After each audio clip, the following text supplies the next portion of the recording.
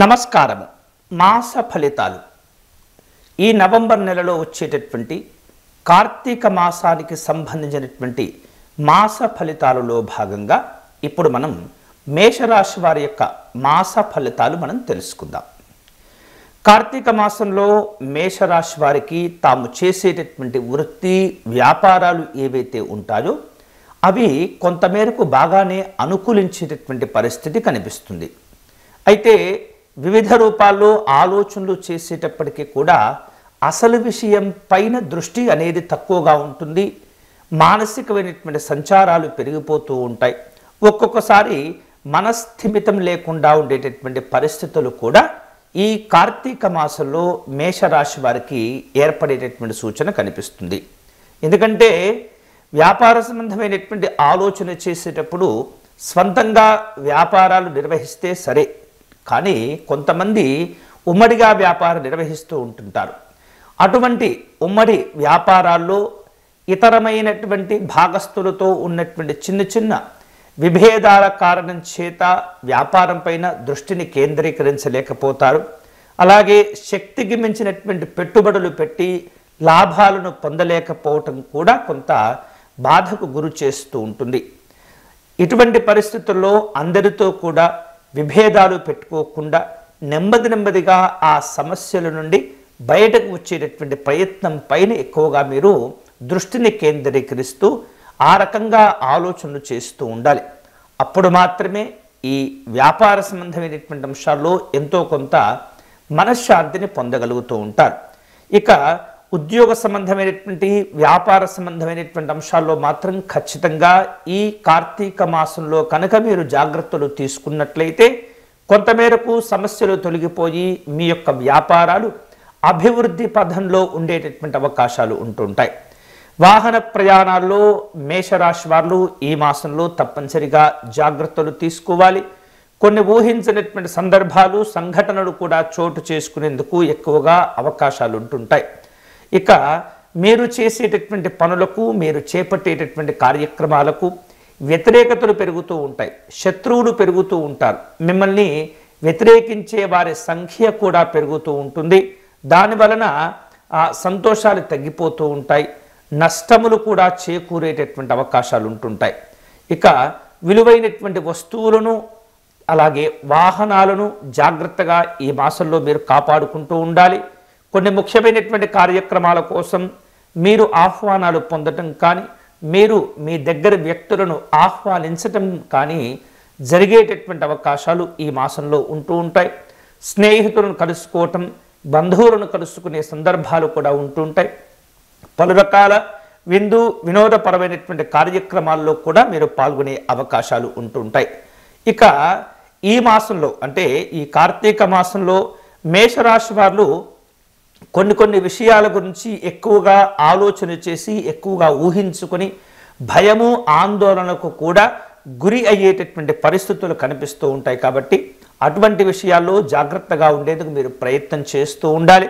వేరువేరు రూపాలలో ఈ మాసంలో మీకు రావలసినటువంటి బాకీల విషయంలో కూడా కాస్త శ్రద్ధను చూపిస్తూ ఉండాలి. ఎందుకంటే అశ్రద్ధ చేసినట్లయితే ఆర్థిక సంబంధమైనటువంటి లావాదేవీలు కాస్త నెమ్మదించి ఆర్థిక పరమైనటువంటి ఇబ్బందులు చోటు చేసుకునే సందర్భాలు ఉంటూ ఉంటాయి. ముఖ్యంగా ఆరోగ్య విషయాల్లో జాగ్రత్తలు తీసుకోవాలి. గుండెకు సంబంధించినటువంటి అంశాల్లో జాగ్రత్తలు తీసుకోవాలి. ఇప్పటికే మేషరాశి వారు ఎవరైనా గుండెకు సంబంధించినటువంటి అనారోగ్యాలు కనుక కలిగి ఉన్నట్లయితే వారు మరింతగా జాగ్రత్తలు తీసుకోవటం ద్వారా మంచి ఆరోగ్యాన్ని పెంపొందించుకున్న వారవుతారు. భయపడనవసరం లేదు. చక్కని ఆరోగ్యం కూడా మీకు సంతోషాన్ని కలుగచేస్తూ ఉంటుంది. వృధా ప్రయాణాలు, వృధా ప్రయాసలు తగ్గించుకోవటం ద్వారా ఈ మాసంలో కాలముతో పాటు కూడా మీరు ధనాన్ని మీరు పొదుపు చేసుకున్న వారవుతూ ఉంటారు. ఇక సంతాన సంబంధమైనటువంటి ఆలోచనలు బలపడుతూ ఉంటాయి. పిల్లల యొక్క కార్యక్రమాలు సంతోషాన్ని కలుగచేస్తూ ఉంటాయి.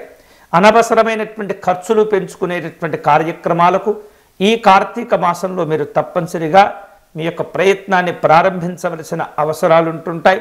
దూర ప్రయాణాలు చేయటం కానీ, విదేశీ సంబంధమైనటువంటి ప్రయాణాల గురించి కానీ ఆలోచనలు చేస్తుంటారు. ఆ రకమైనటువంటి ప్రయత్నాలు కూడా కొనసాగుతూ ఉంటాయి.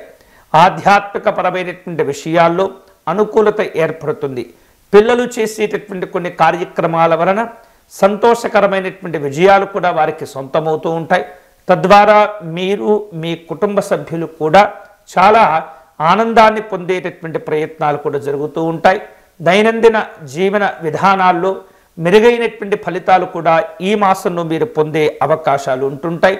గ్రహాల యొక్క అనుకూలతల వలన చాలా సందర్భాల్లో వివాదాలు కూడా తప్పిపోతూ ఉంటాయి, వాటి నుండి బయటపడుతూ ఉంటారు.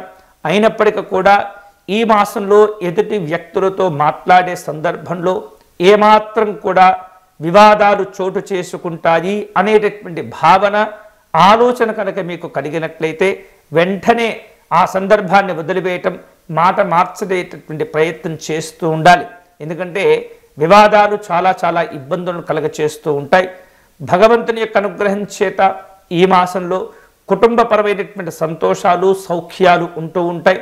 ఉద్యోగ వ్యాపార సంబంధమైనటువంటి అంశాల్లో స్థానచలన మార్పులకు సంబంధించినటువంటి ఆలోచనలు ఉంటూ ఉంటాయి.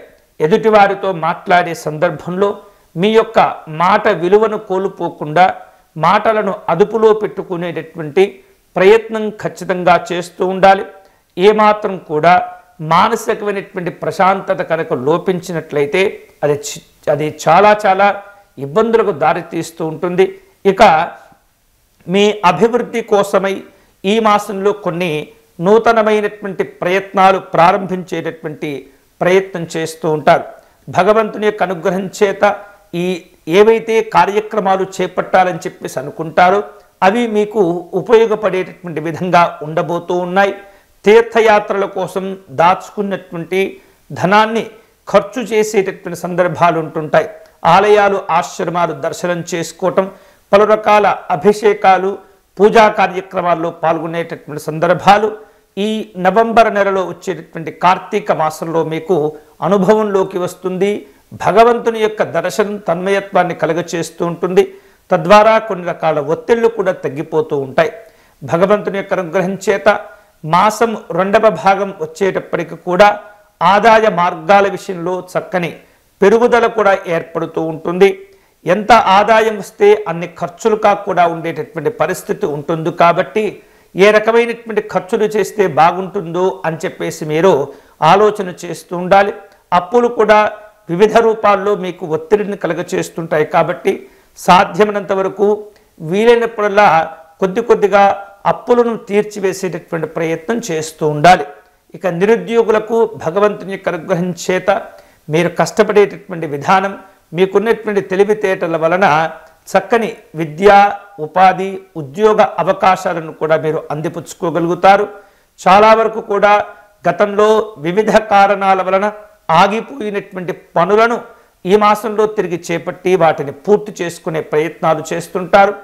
ఇల్లును కొనుక్కోవటం కానీ లేదా స్థలాన్ని కొనుగోలు చేసేటటువంటి ప్రయత్నాలు కలిసి వస్తూ ఉంటాయి.